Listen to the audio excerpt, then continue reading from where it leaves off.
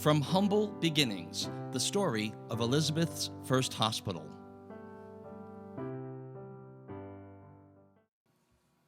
In the period following the Civil War, Elizabeth, New Jersey became a major manufacturing hub and shipping port for products sent out to the rest of the world. As it evolved into a city, the delivery of medical care became a major public health issue and proved to be a strain on the area's physicians. Doctors were tasked with seeing patients at their office, or by making house calls using a horse-drawn carriage, or traveling on horseback, or walking if necessary. Through all kinds of weather, doctors saw patients in their homes or at sites where people were ill or injured and too sick to be moved or to travel. The need for a more organized way to provide care was acute. A more modern approach was required. Several physicians saw an opportunity to garner public support and raise the money to purchase and equip a hospital. This newfangled concept quickly caught on as the public saw the value and felt the need. What was it like to try to provide medical care at this time? Various types of medical and surgical kits were used by doctors, depending on their medical specialties. The newspapers of the day were also filled with hundreds of potions, elixirs, and cures for people's ailments. Needless to say, it was difficult for all parties concerned.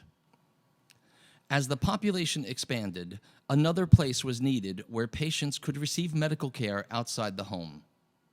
A free dispensary, or what we would probably refer to today as a free clinic, was just what was needed to address the problem. Dr. James S. Green is credited as being the central figure in the organization and creation of the first hospital in Elizabeth. Dr. Green, along with fellow physicians Alonzo Pettit, J. Otis Pineo, and Thomas N. McLean, pooled their resources and decided to build the case for a hospital in town. At the time, there was little money to fund such an endeavor, so they decided to take a step-by-step approach and begin by opening a free dispensary. At the same time, Dr. Green was active in local civic groups and in politics, serving on the first city council and also serving a one-year term as mayor. It helped Dr. Green to have a public platform he used to press the need for a hospital. And so, on April 17, 1877, the doctors announced the opening of their free dispensary for the treatment of surgical diseases of the poor on West Jersey Street, 3 doors from Broad Street, with an ad on the front page of the Elizabeth Daily Journal. A few weeks later, a law was enacted in the state of New Jersey that enabled the creation of corporate entities to provide various types of health care. Several months later, the doctors, along with numerous members of the community who began to rally around the cause, filed the papers to incorporate as Elizabeth General Hospital and Dispensary on October 17, 1879. During the first 2 years of operation, the free dispensary was providing the proof of concept for the need, so a search committee was appointed to find a more suitable location. A property was available on Jakes Street, near Elizabeth Avenue, so plans were undertaken to acquire the property. Although the home was not configured to serve as a hospital, it did provide a much larger space and a relatively convenient location at 18-20 Jake Street, between Elizabeth Avenue and East Jersey Street. As it grew, it was not long before this fledgling hospital was also deemed too small to meet the demand. A group of fundraisers rolled up their sleeves and conducted campaigns designed to raise the money necessary to take the next step. There were a number of ways monies were raised, with local churches and other civic groups participating in the fundraising efforts. Mite boxes were also placed at various locations for people to drop in their small contributions in support of the cause. Entertainments of various sorts were presented, and profits were donated to the hospital building fund. This was an easy way for the general public to show their support for the new hospital that was being planned. They had a good time in the process. Prominent business and civic leaders were also very involved in evaluating and selecting sites, purchasing land, and finding additional locations for nurses to be housed. It should be noted that while the physicians, nurses, and support staff were hard at work, this other team was equally busy. After all, the idea of a hospital was both new and complicated. At last, the Elizabeth Daily Journal proclaimed the grand result as the fundraising effort was completed. Groundbreaking and construction could now begin.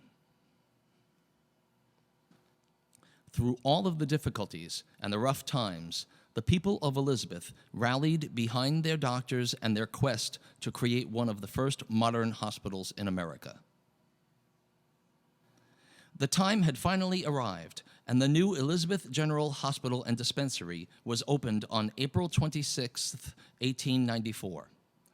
Sadly, Dr. Green passed away before his new creation was fully realized. Fortunately, he was able to attend the groundbreaking for the new hospital in 1892, several weeks before his passing. The new complex included several buildings along East Jersey Street and extending along Reed Street. At the same time, the Blake Memorial Hospital for Women was integrated into the complex. It provided a place for women to deliver children and receive other types of care in a building designed just for them. The Blake was a generous gift to Elizabeth General from Mrs. Frederick M. Blake in memory of her parents.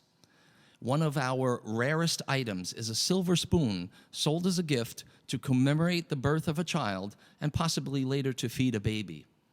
It has images of the hospital buildings and the words Elizabeth General, Blake Memorial, and Cribside Souvenir inscribed on it.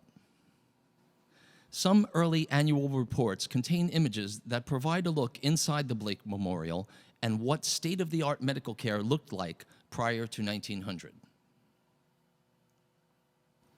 Eliza Gracie Halsey was also an important figure in the history of the hospital. Her Daisy Bed letter in the local newspaper encouraged the children of Elizabeth to donate pennies, nickels, dimes, and quarters to fund a children's bed, which eventually became the Daisy Ward. As a reward, the children had their names published in the newspaper once a week. Over the years, buildings were replaced.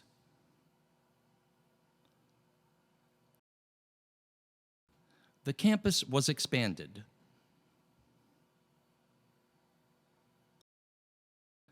And expanded as Elizabeth General became a regional leader in delivering behavioral health, cancer treatment, and pediatric services.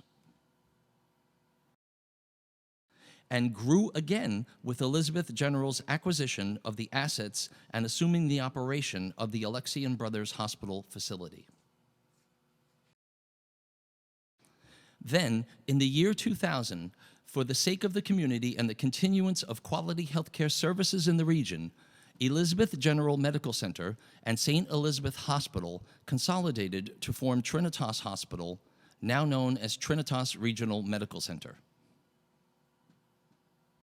Over the years, thousands of nurses have been trained and graduated from one of the finest nursing schools in America. Founded in 1891, the Elizabeth General Hospital School of Nursing continues to flourish today as the Trinitas School of Nursing. Many graduates work at Trinitas, at other hospitals, and in other settings throughout the U.S. and around the world. Teams of professionals delivered compassionate care. In every department, in every case, the employees of the General provided outstanding medical and social services that continue today at Trinitas. From day one, fundraising has been the backbone of providing programs and services and building or renovating facilities.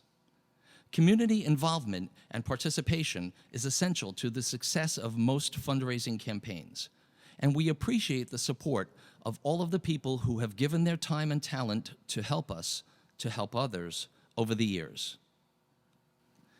As people remember our humble beginnings, that started with one man's vision to establish a hospital in Elizabeth, New Jersey.